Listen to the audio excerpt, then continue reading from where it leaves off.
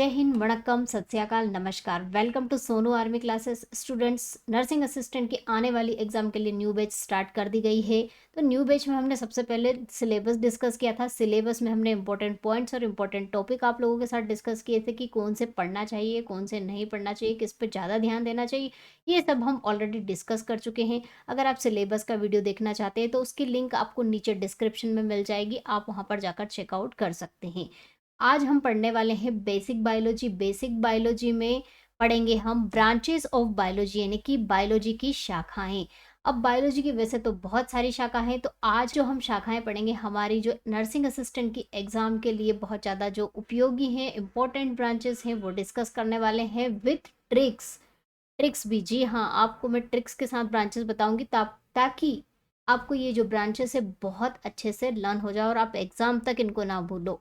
तो चलिए, ये जो ब्रांचेस की क्लास है बेसिक बायोलॉजी की, हम स्टार्ट करते हैं। तो चलिए स्टूडेंट, ब्रांचेस ऑफ बायोलॉजी यानी कि जीव विज्ञान की विभिन्न शाखाएं देख लेते हैं। सबसे पहली शाखा तो हमारी बायोलॉजी ही है। तो बायोलॉजी क्या है, किसका अध्ययन है? Is the study of. तो किसका अध्ययन है, क्या है? जीवाश्मों का अध्ययन है। ऑल लिविंग ऑर्गेनिज्म का अध्ययन है। Growth and differentiation in living organism, जीवित जीवों में वृद्धि और विभेदन, सजीवों में विविधता के पीछे एक रूपता क्या है, क्या इसकी स्टडी है ये। तो बायोलॉजी क्या है, ये इसकी स्टडी है। ऑल लिविंग ऑर्गेनिज्म, सभी जीवित जीवों का अध्ययन है ये।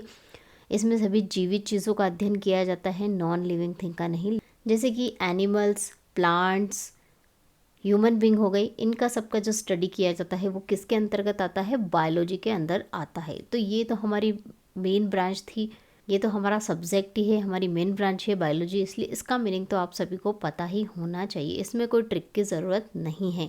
चलिए नेक्स्ट क्वेश्चन देखते हैं। पुष्पों के अध्ययन को क्या कहते हैं? What is the study of flowers called? Flower की स्टडी को क्या कहा जाता है? क्या फ्लावरोलॉजी कहा जाता है, प्लांट मॉर्फोलॉजी, या फिर एंथोलॉजी, या फिर एग्रोस्टोलॉजी? तो प्लांट, इसको याद रखने की ये ट्रिक है कि प्लांट में क्या होता है, एंथर। एंथर जो पार्ट है प्लांट का, आपने देखा होगा, जिसे पराग कोश कहा जाता है हिंदी में, तो एंथर पाया जाता है। एंथर से आप याद रख सकते हो, इसकी ट्रिक बना सकते हो। पुष्पों के अध्ययन को क्या कहा जाएगा? एंथोलॉजी। इसके अलावा अगर फ्लावरोलॉजी की बात करें, फूल विज्ञान, तो फूलों का अध्ययन किया जाता है। कौन से फूलों का अध्ययन किया जाता है वो आगे हम देखेंगे। प्लांट मॉर्फोलॉजी की अगर मैं बात करूं, तो मॉर्फोलॉजी का मतलब होता है कि संरचना, आकारिकी का अध्ययन करना। और प्लांट मॉर्फोलॉजी का मतलब ये है कि पौधों की आकारिकी का, पौधे में सभी पौधे आ जाते हैं, उसमें पुष्प भी आ जाते हैं। इसीलिए पुष्प के लिए स्पेशल जो है वो आपको याद रखने का तरीका ये है कि एंथर याद रख सकते हैं, उससे आप एंथोलॉजी याद कर सकते हैं। तो इस तरह से ये हो गया एंथोलॉजी, पुष्पों का अध्ययन और इसकी ट्रिक। चलिए नेक्स्ट है जूलॉजी का क्या? जूलॉजी किसका अध्ययन है? Zoology is the study of. इसको याद करने के, ये तो वैसे मेन ब्रांच ही है बायोलॉजी की, याद होगी आपको, और बहुत इजी भी है और बहुत ज़्यादा पढ़ते भी हैं तो याद रह सकती है। लेकिन फिर भी अगर भूल जाएं तो जू में कौन रहते हैं? एनिमल रहते हैं, तो उससे याद रख सकते हैं आप। जू में रहते हैं एनिमल्स, तो ऑब्वियसली ये जूलॉजी किसका स्टडी होगा? एनिमल्स का स्टडी। तो it is the study of animals, जानवरों का अध्ययन कहलाता है जूलॉजी। चलिए नेक्स्ट है वनस्पति विज्ञान का अध्ययन है। Botany is the study of.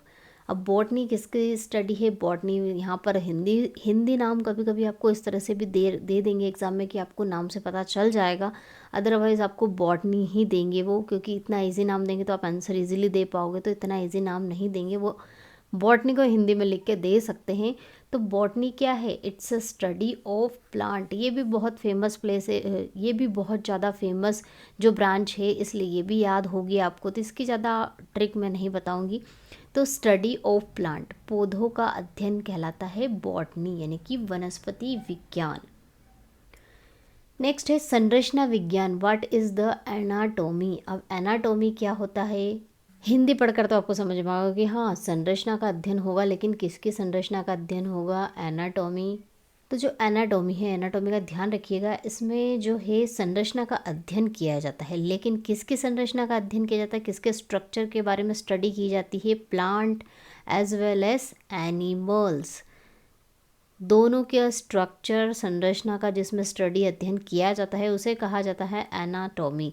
तो इसका राइट आंसर क्या होगा? The study of structure of a plant, study of structure of animals. तो उपरोक्त दोनों इसका राइट आंसर होगा, ध्यान रखिएगा, क्योंकि कभी कभी एग्जाम में हो सकता है इसका ऑप्शन दोनों कंबाइन में करके दे दे या फिर अलग अलग भी दे दे। तो इस तरह से आपको आंसर टिक करना है, क्योंकि दोनों की स्टडी होती है एनाटॉमी में। चलिए नेक्स्ट है, फल सब्जियों तथा उद्यान पादपों का संवर्धन एवं अध्ययन क्या कहलाता है? Cultivation and study of fruits vegetable and garden plant is known as, क्या कहा जाएगा उसे? वायरोलॉजी। अब वायरोलॉजी को नाम से आप याद रख सकते हैं, वायरस, वायरस की स्टडी वायरोलॉजी होती है। एग्रोनॉमी, ये क्रॉप से रिलेटेड है। ये आपका हॉर्टिकल्चर, टिश्यू कल्चर में टिश्यू का अध्ययन किया जाता है, ऊतकों का अध्ययन किया जाता है। तो फल सब्जियों, और इसके लिए आपको याद रखना है हॉर्टिकल्चर। एग्रीकल्चर से आप इसको अच्छे से कंबाइन करके याद कर सकते हो, इसकी ट्रिक बना सकते हो कि एग्रीकल्चर, लेकिन फल सब्जियों और जो गार्डनिंग प्लांट्स हैं उनका अगर स्टडी करना हो तो वो किस में आएगा? हॉर्टिकल्चर में। चलिए नेक्स्ट है, dendrology is the study of, dendrology किसका अध्ययन है? तो डेंड्रोलॉजी किसका अध्ययन है? डेंड्रो। अब डेंड्रो मतलब डंडो, डंडे। अब डंडे इस तरह के होते हैं, तो वो किस में पाए जाते हैं? क्या घास में पाए जाते हैं? फूल में डंडे नहीं होते, पेड़ में भी डंडे होते हैं। तो ये जो डेंड्रोलॉजी है, इसको याद करने की यही ट्रिक है कि डंडे, अब डंडे किस में होते हैं? पेड़ में होते हैं, घास में होते हैं, झाड़ियों में होते हैं। तो ये किसकी स्टडी हो गई? वृक्षों एवं झाड़ियों का अध्ययन। ठीक है, ध्यान रखिएगा, घास में डंडे नहीं होते हैं, वृक्षों में और झाड़ियों में डंडे मिल जाएंगे आपको, स्टिक मिल जाएगी। तो उससे रिलेट करके आप डेंड्रोलॉजी को याद कर सकते हो। तो इसका राइट आंसर क्या होगा? वृक्षों एवं झाड़ियों का अध्ययन, डंडों का अध्ययन, डेंड्रोलॉजी। चलिए नेक्स्ट है, अनुवांशिकी अध्ययन है, genetics is the study of. तो ये जीन्स से रिलेटेड है आपका, याद आपको ज़्यादा याद करने की इसमें ज़रूरत नहीं है, ये भी बहुत फेमस ब्रांच है बायोलॉजी की। तो इसमें किसका अध्ययन किया जाता है? जीन्स का। अब जीन्स में क्या होती है? हेरिडिटी एंड वेरिएशन, अनुवांशिकता और विविधताएं।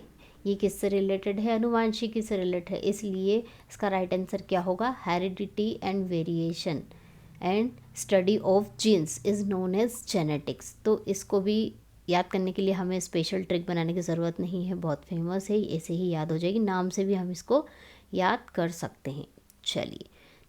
चलिए नेक्स्ट है, माइक्रोबायोलॉजी संबंधित है। माइक्रोबायोलॉजी डील्स विथ, नाम से इंडिकेट कर रहा है कि माइक्रो ऑर्गेनिज्म का जो है स्टडी वो कहलाता है माइक्रोबायोलॉजी। तो यहाँ पर माइक्रोस्कोपी प्लांट नहीं, माइकोप्लाज्मा भी नहीं, माइक्रोब्स, माइक्रो ऑर्गेनिज्म भी कभी कभी नाम दे सकते हैं आपको एग्जाम में। तो राइट आंसर क्या होगा? सूक्ष्म जीवों का अध्ययन या फिर माइक्रो ऑर्गेनिज्म की स्टडी क्या कहलाती है? माइक्रोबायोलॉजी। इसको भी याद करने के लिए स्पेशल ट्रिक बनाने की ज़रूरत नहीं, नाम से ही हमें पता चल रहा है माइक्रो ऑर्गेनिज्म या फिर माइक्रोब्स। चलिए नेक्स्ट है, कवकों यानी कि फफूंद का अध्ययन क्या कहलाता है? What is the study of fungi is known as, क्या कहेंगे इसको? माइकोलॉजी। चलिए नेक्स्ट है, ऊतकों का अध्ययन क्या कहलाता है? What is the study of tissue. तो टिश्यू से रिलेटेड अभी हमने डिस्कस किया था, कौन सा है इसमें? ये तो जेनेटिक्स का स्टडी है। हेरिडिटी ये भी नहीं है। हिस्टोलॉजी अगर आगे हम डिस्कस करेंगे। तो टिश्यू कल्चर, क्या टिश्यू कल्चर टिश्यू की स्टडी है? टिश्यू कल्चर टिश्यू की स्टडी नहीं है। टिश्यू की जो स्टडी कहलाती है वो क्या कहलाती है? हिस्टोलॉजी कहलाती है। अब टिश्यू क्या होते हैं? हमारे पार्ट्स के हिस्से होते हैं, तो उससे आप ये ट्रिक बना सकते हो, हिस्से हैं, पार्ट्स है, इसलिए हिस्टोलॉजी। ध्यान रखिएगा, टिश्यू कल्चर पर टिक नहीं करना है, ये रॉन्ग हो जाएगा। तो ऊतकों का अध्ययन टिश्यू का स्टडी क्या कहलाता है? हिस्टोलॉजी। चलिए नेक्स्ट देख लेते हैं हम, शैवालों के अध्ययन को क्या कहते हैं? What is the study of algae is known as. तो क्या कहते हैं एल्गी की स्टडी को? फिक्योलॉजी। फिक्योलॉजी कहा जाता है शैवालों के अध्ययन को, एल्गी की स्टडी को। चलिए नेक्स्ट है, विषाणुओं के अध्ययन को क्या कहते हैं? What is the study of virus. Phycology भी हमने फंगाई की जो स्टडी है वो देखी थी। फार्माकोलॉजी आगे डिस्कस करेंगे। Physiology, virology. तो वायरोलॉजी ही क्या है? इसकी स्टडी है वायरस की। इसको याद रखने का भी इजीली हम इसको याद रख सकते हैं ट्रिक से। वायरस, वायरस वायरो बना हुआ है इसलिए वायरोलॉजी, इसको याद करने की ट्रिक है, और ट्रिक भी ना लगाए तो नाम से ही हमें याद हो जाएगा, वायरस की स्टडी वायरोलॉजी। चलिए नेक्स्ट है, फसली पादपों के अध्ययन को क्या कहते हैं? What is the study of crop plants, क्या कहते हैं? प्लांट मॉर्फोलॉजी में हम प्लांट का जो स्ट्रक्चर है, आकार है, वो डिस्कस करते हैं। सभी प्रकार के प्लांट आ जाते हैं, इसलिए फसली पादप तो इसमें आएंगे नहीं। क्या एग्रोनॉमी, हॉर्टिकल्चर या फिर टिश्यू कल्चर? टिश्यू कल्चर तो टिश्यू की से रिलेटेड होना चाहिए, तो ये प्लांट से रिलेटेड है नहीं। फिर हम किस तरह से, तो इसका आंसर क्या होना चाहिए फिर? तो आप इसको याद करने का ये तरीका है कि क्रॉप प्लांट्स मतलब फसली जो पौधे हैं, पादप हैं, उनका स्टडी। तो फसल क्या है हमारा? एग्रीकल्चर से रिलेटेड होता है, एग्रीकल्चर। तो इसको याद रखने का ये तरीका है कि आपको फसलें उगानी है तो आपको खेती करनी पड़ेगी, एग्रीकल्चर से जुड़ना होगा। तो इस तरह से हम इसकी जो ब्रांच है वो किस तरह से याद रख सकते हैं? Agronomy. Agronomy is the study of crop plants, agriculture से इसको रिलेट करके आप याद कर सकते हैं। चलिए नेक्स्ट है, औषधीय पादपों का अध्ययन क्या कहलाता है? The study of medicinal plant. अभी क्रॉप प्लांट हो गया, मेडिसिनल प्लांट की है। तो मेडिसिन किससे रिलेटेड है? फार्मेसी से रिलेटेड है।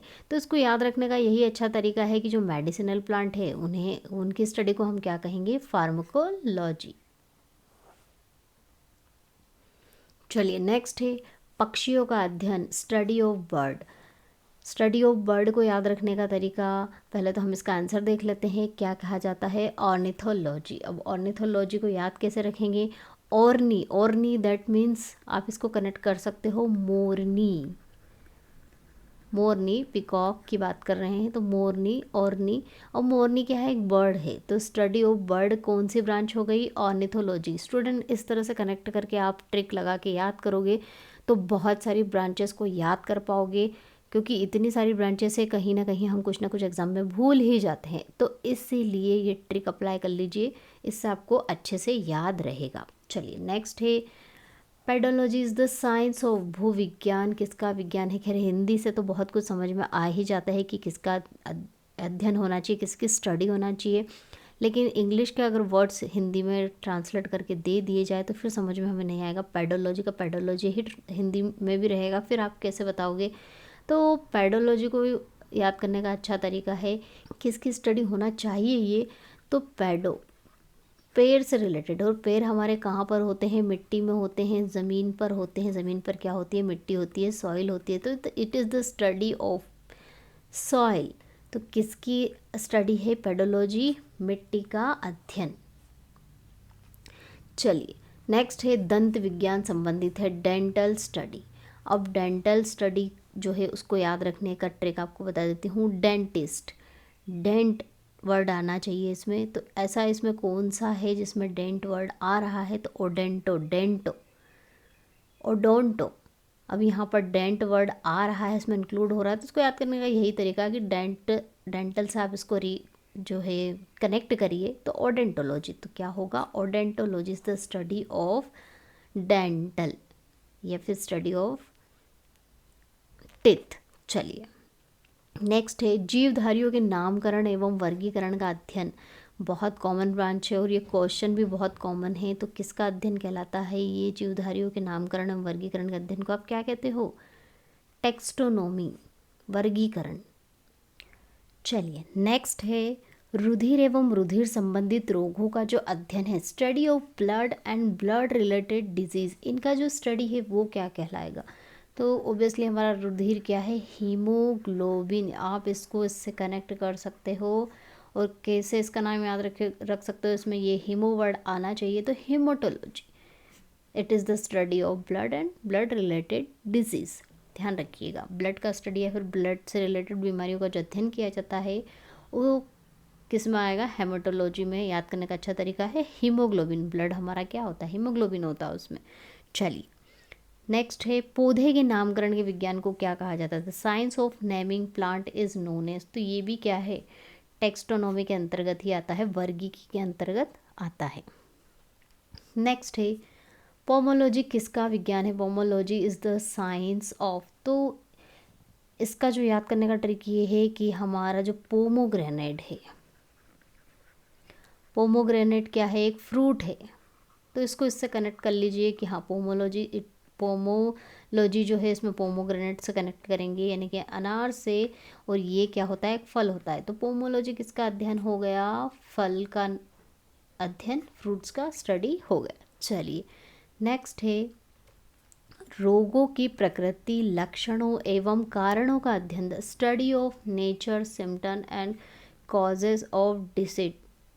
तो रोग से रिलेटेड, बीमारियों से रिलेटेड है, तो बीमारियों से रिलेटेड कौन सी ब्रांच है जिसमें हम बीमारियों का अध्ययन करते हैं, उनका नेचर का अध्ययन करते हैं, तो ये क्या होगा, पैथोलॉजी। बहुत इजी तरीके से आप इसको ट्रिक से याद कर सकते हैं। कैसी ट्रिक आप इसमें लगाएंगे कि जब हम बीमार होते हैं, हमें कुछ भी प्रॉब्लम होती है, तो डॉक्टर हमें कहाँ पर भेजता है, पैथोलॉजी के पास भेजता है। पैथोलॉजी में हमारी सारी टेस्ट होते हैं, उसके बाद हमें पता चलता है कि कौन सी बीमारी हुई है, कौन सी डिजीज़ हुई है, कौन सी प्रॉब्लम क्रिएट हुई, तो उससे पैथ से आप उसको कनेक्ट कर सकते हो, पैथोलॉजी, जहाँ पर बीमारियों के लिए जांच की जाती है, रिपोर्ट्स मिलती है, टेस्ट करवाए जाते हैं, तो pathology it is the study end of nature, symptom and causes of disease. Next है पैलेंटियोलॉजी, किसका अध्ययन है, palaeontology is the study of. अब पैलेंटियोलॉजी आप किस तरह से याद रखोगे, पैलेंटियो मतलब पहले, बिफोर, तो पहले पहले मतलब पहले की चीज़ों का अध्ययन। अब पहले की चीज़ें कौन सी हैं, क्या पक्षी आते हैं पहले, हड्डियाँ पहले की चीज़ें हैं, तो जो हमारे फॉसिल्स होते हैं, जीवाश्म होते हैं, वो बहुत पहले पुरानी चीज़ें हैं जिनका अध्ययन किया जाता है। तो इस तरह से आप इसको रिलेट कर सकते हो पहले से, तो it is the study of fossils, यानी कि जीवाश्म। मछलियों तथा मछली पालन का अध्ययन क्या कहलाता है, the study of fishes and fish farming is known as. Fish की जो स्टडी होती है, मेन स्टडी की बात कर रही हूँ मैं, तो जो अगर आपको इस तरह से पूछा जाए कि स्टडी ऑफ फिशेस, मछलियों का जो अध्ययन है, मछली पालन का अध्ययन अलग हो जाएगा, ध्यान रखिएगा, वो भी इसके अंतर्गत आता है, लेकिन इसके लिए एक स्पेशल वर्ड भी यूज़ किया है, आगे हम क्वेश्चन करेंगे तो उसमें आपको पता चल जाएगा। तो जो मछलियों का अध्ययन है, फिशेस की जो फार्मिंग है, वो किसके अंतर्गत आती है, इस्थियोलॉजी। अब इसको याद करने का ये तरीका है कि फ़िश, तो फिश आप क्या याद कर सकते हो, इश्थ्यो, इश मतलब फिश, फिश इश, इस तरह से इसको कनेक्ट करके आप याद कर सकते हो। तो ichthyology is the study of fishes, only study of fishes, सभी प्रकार की मछलियों का अध्ययन इसके अंतर्गत आ जाता है। चलिए नेक्स्ट है उभयचरों और सरीसृपों के अध्ययन को क्या कहा जाता है, the study of amphibians and reptile is known as. तो रेप्टाइल, रेप्ट से आप याद रख सकते हो पेट, ये वर्ड यूज़ हो रहा है, हर्पेटोलॉजी, इसको कनेक्ट रेप्ट से कनेक्ट करके हर्पेटोलॉजी आप याद कर सकते हो। तो herpetology is the study of reptiles and amphibians. तो स्टूडेंट, अगर आप इस क्लास की पीडीएफ चाहते हो तो ब्रांचेस ऑफ बायोलॉजी की क्लास की जो पीडीएफ है आप सोनू आर्मी क्लासेस ऐप के अंतर्गत फ्री पीडीएफ में आपको मिल जाएगी। आप वहाँ पर जाकर इसकी पीडीएफ को चेकआउट कर सकते हैं और अपना रिवीजन भी कर सकते हैं। चलिए नेक्स्ट है सर्पों का विज्ञान क्या कहलाता है। वैसे तो रेप्टाइल हर्पेटोलॉजी के अंतर्गत ही आते हैं, कभी कभी इसमें ऑप्शन एग्जाम में दे रखते हैं स्नेक के लिए कि हर्पेटोलॉजी, लेकिन अगर हर्पेटोलॉजी भी दिया है और सर्प विज्ञान का एक स्पेशल ब्रांच इसको नाम दे दिया गया है, वो क्या है, ophiology.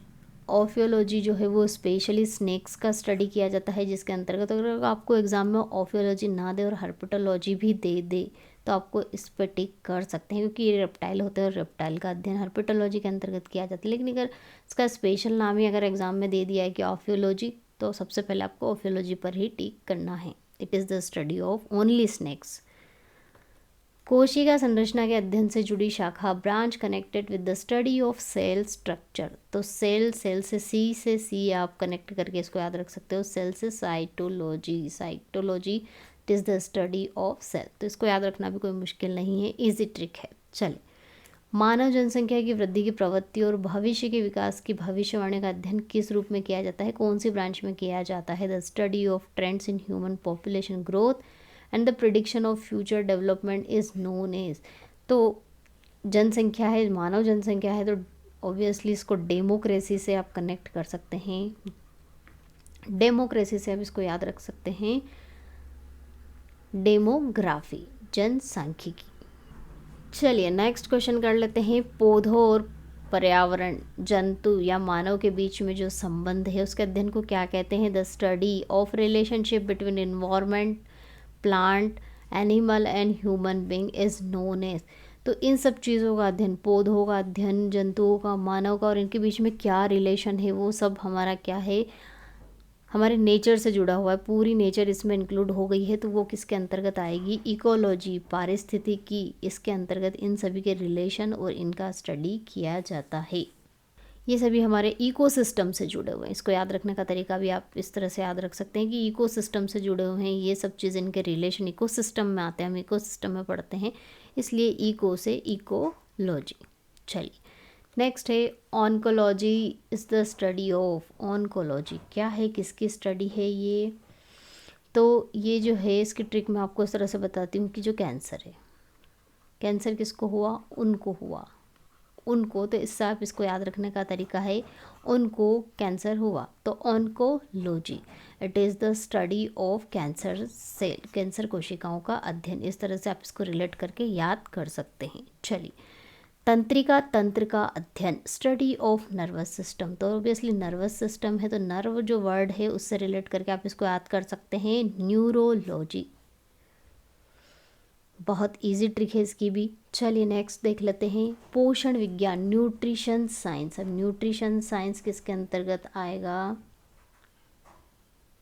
ट्राफोलॉजी। Trophology it is the study of nutrition science. Nutrition science की स्टडी किसके अंतर्गत आती है? बाकी चीज़ें ये तो न्यूरोलॉजी हो गया। टॉक्सिकोलॉजी, इसमें विष विज्ञान, टॉक्सिक चीज़ों की स्टडी, लेकिन ये टॉक्सिक होता नहीं है। पैथोलॉजी, पैथोलॉजी यहाँ पर पैथ हमने किससे रिलेट किया था? बीमारी से रिलेट किया था, तो उनका जो स्टडी होता है उसे पैथोलॉजी कहा जाता है। तो क्या होगा इसका आंसर? आंसर क्या होगा इसका? ट्रफोलॉजी। चलिए नेक्स्ट है जीवाश्म विज्ञान है, पैलेंटोलॉजी। ये हम ऑलरेडी डिस्कस कर चुके हैं, पहले की चीज़ों का अध्ययन। तो ये क्या हुआ? जीवाश्म विज्ञान, जिसमें किसका? फॉसिल्स, फॉसिल्स पहले की चीज़ें होती हैं, तो उनका अध्ययन कहलाता है पैलेंटोलॉजी। चलिए नेक्स्ट है एंटोमोलॉजी। किसका अध्ययन है? Entomology is the study of. तो किसका अध्ययन होना चाहिए? ये हम इसको इस तरह से याद कर सकते हैं, आंट। आंट क्या है? एक इंसेक्ट है, कीड़ा है, तो इस तरह से इसको आंट से रिलेट करके किसका स्टडी हो गया? एंटोमोलॉजी, कीड़े यानी कि इंसेक्ट्स का। नेक्स्ट है ऑस्टियोलॉजी। ऑस्टियोलॉजी क्या है ये?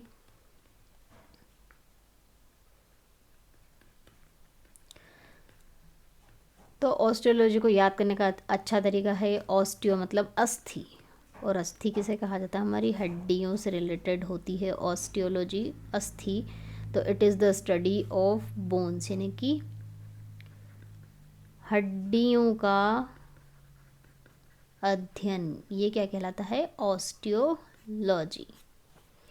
चलिए नेक्स्ट है, नेक्स्ट वन लीनियर क्वेश्चन है। इन क्वेश्चन के अलावा कुछ ऐसे भी ब्रांचेस हैं जो मैं डायरेक्टली आपको ट्रिक से बता ही देती हूँ, मैंने ऑप्शन यहाँ पर नहीं दिए हैं, याद कर लीजिएगा।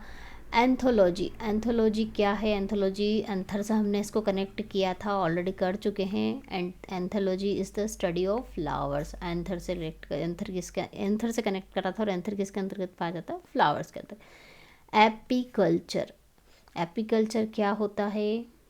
तो it is the study of beekeeping, यानी कि जो मधुमक्खी पालन है उसे क्या कहा जाता है? एपीकल्चर कहा जाता है। फ्लोरिकल्चर, फ्लोरिकल्चर में जो फूलों की उपज है, जो फूल देने वाले पौधे हैं, उनका जो खेती की जाती है, उनकी उपज की जाती है, उसे क्या कहा जाता है? फ्लोरिकल्चर। फूलों का अध्ययन, ध्यान रखिए कंफ्यूज नहीं होना है, फूलों का अध्ययन अलग चीज़ होती है, वो हमने अलग कनेक्ट करके देखा था। फूलों का अध्ययन अलग चीज़ हो जाएगी, लेकिन फूलों की जो कृषि है उसका अध्ययन जो है, उसकी फार्मिंग करना, वो क्या आता है? किसके अंतर्गत आता है? फ्लोरिकल्चर। कल्चर वर्ड अगर ज़्यादातर आ गया है तो इसको याद रखना, यही तरीका है कि अगर आप खेती कर रहे हो, फार्मिंग हो, तो फार्मिंग वर्ड में क्या आता है? कल्चर वर्ड ज़्यादातर यूज़ होता है, तो फ्लोरिकल्चर मतलब फूलों की खेती। चलिए नेक्स्ट है पिसिकल्चर। अब पिसिकल्चर क्या है? मछलियों के पालन का अध्ययन, study of rearing of fish या फिर फिश फार्मिंग। अब बोलोगे मैम इस्थियोलॉजी जो हमने पढ़ा था, मैम वो भी फिश का स्टडी था, और आप बता रहे हो कि पिसिकल्चर भी फिश का स्टडी है, तो नहीं। इशियोलॉजी जो था, इस्थियोलॉजी, इसमें से फिश का, सभी प्रकार की फ़िश का अध्ययन किया जाता है, स्टडी की जाती है। लेकिन अगर फ़िश फार्मिंग की बात आए कि फ़िश को पालना है और उसकी फार्मिंग करना है स्पेशली, और वो भी आर्टिफिशियल तरीके से, तो उसे कहा जाएगा क्या? पिसिकल्चर। ध्यान रखिएगा, ये दोनों में डिफरेंस है। सेरीकल्चर क्या होगा? सेरी से सिल्क से आप इसको याद रख सकते हो, sericulture. It is the cultivating of silk, या फिर it is the cultivation of silk का पालन करना, आर्टिफिशियल तरीके से उसको पाला जाना, ये किसके अंतर्गत आता है? सेरीकल्चर के अंतर्गत आता है। चलिए विटीकल्चर की बात कर लेते हैं। विटीकल्चर क्या है ये? It is the study of cultivation या फिर हार्वेस्टिंग ऑफ ग्रेप्स, अंगूर की खेती और कटाई जो आती है वो किसके अंतर्गत आती है? विटीकल्चर के अंतर्गत। चलिए नेक्स्ट देख लेते हैं वर्मी अर्थ वॉर्म्स से आप इसको वर्मी करके रिलेट करके याद कर सकते हो। तो ये किसकी खेती हो गई, किसका कल्टीवेशन हो गया? ऑफ दी वॉर्म्स या फिर अर्थ वॉर्म्स, केचुए के कृत्रिम रूप से पालन या फिर उनकी जो खेती होती है उसे किसके अंतर्गत आती है? वर्मी कल्चर के अंतर्गत। तो स्टूडेंट ये थी हमारी ब्रांचेस की क्लास। आई होप वीडियो आपको पसंद आया। अगर पसंद आया हो तो लाइक करना ना भूले, और अगर नए हो चैनल पे तो सब्सक्राइब कर लीजिएगा। मिलते हैं नेक्स्ट क्लास में, तब तक के लिए जय हिंद, जय भारत, वंदे मातरम।